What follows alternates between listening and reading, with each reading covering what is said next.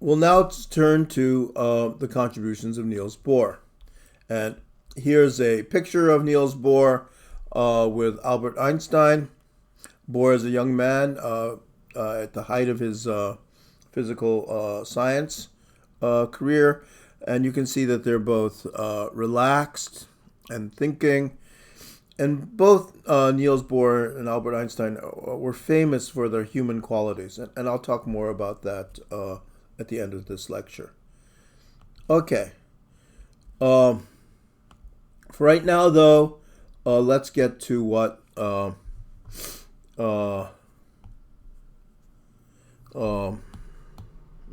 was working on. Bohr knew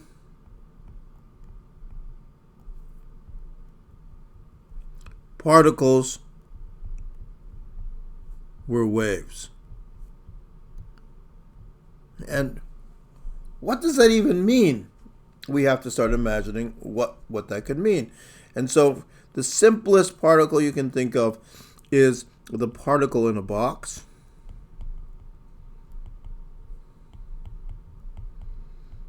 And by a box,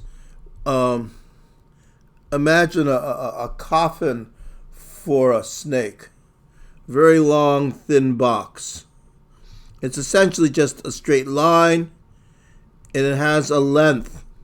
The length is L, and the electron, right now drawn as a particle, is sitting inside the box.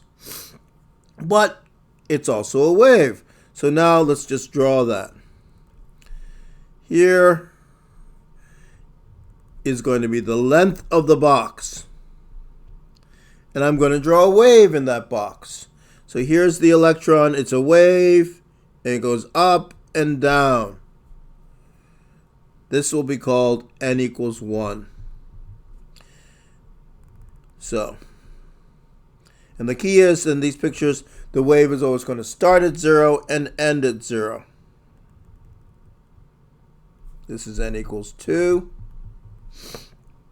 Here is n equals 3. Now, the box is length L. Lambda is the wavelength. For that middle box,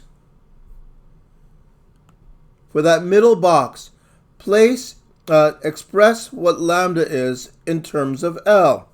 So remember, the wavelength is from where you starting point, you go to the crest, you go to the trough, you go back to itself.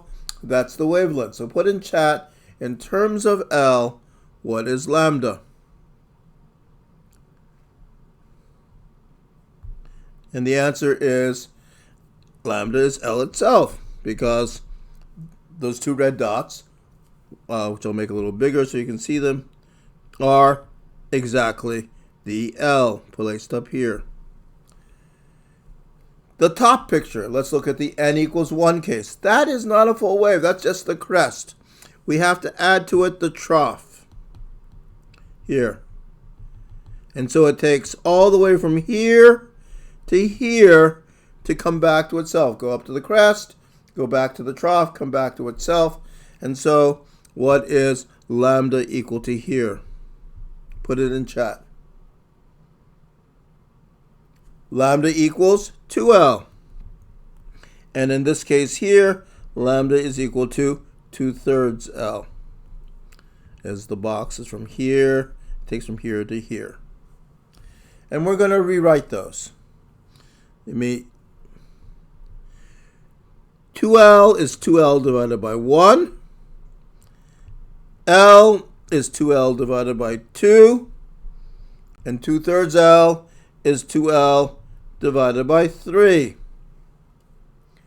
And so now, notice that this is a 1, 2, and 3. This is a 1, 2, and 3. Can you write a general formula for lambda? Lambda equals 2L divided by what in each of these cases? Put it in chat. It won't be a number, it will be a letter. Lambda equals 2L divided by Well, in each case, it's n. Whatever the n value, it's 1, it's 2L divided by 1. 3, it's 2L divided by 3. That's lambda. N is an important concept. N is going to get a name. It's going to become called, in a few years' time, a quantum number. So, that is a particle in a long box. But Bohr wasn't interested in long, thin boxes for snakes. He was interested in electrons for atoms. And so let's look at that. Here is the picture that we had, that scientists had of the time for an electron and atom. There's a nucleus, and going around the nucleus in a circle, I'm going to try my best to draw a circle on my tablet, is the electron. Here's the electron. That's the planetary model.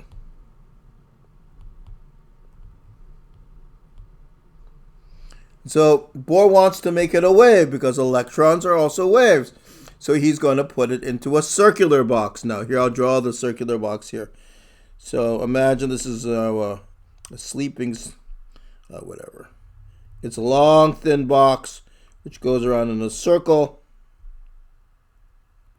It is a circular box. And the electron now is confined inside the circular box. And so what is Bohr going to now hypothesize about the electron? Put it in chat.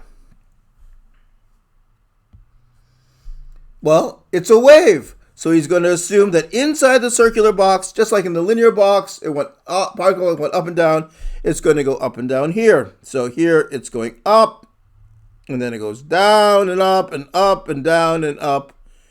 And that's going to be the electron wave. This is the Bohr model. And let's see what equation that leads to.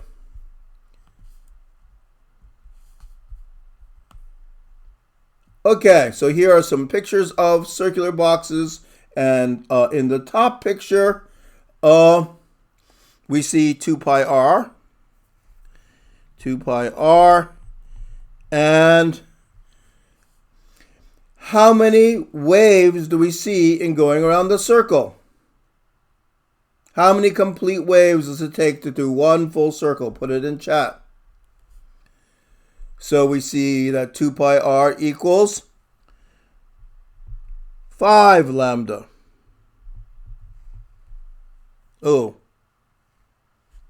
Maybe I'll put it right up here.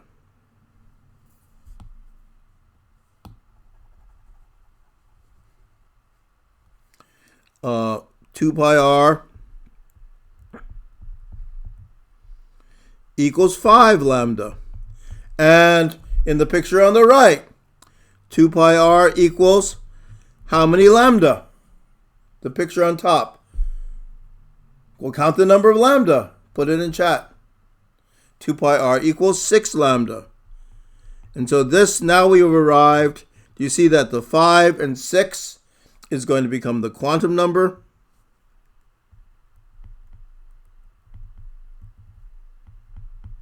The 5 and the 6 are the quantum, they're the whole numbers. We get the Bohr relation. 2 pi r equals n lambda. That will be the equation for the Bohr assumption. And this is such an important quantum number. It has a name, the principal quantum number.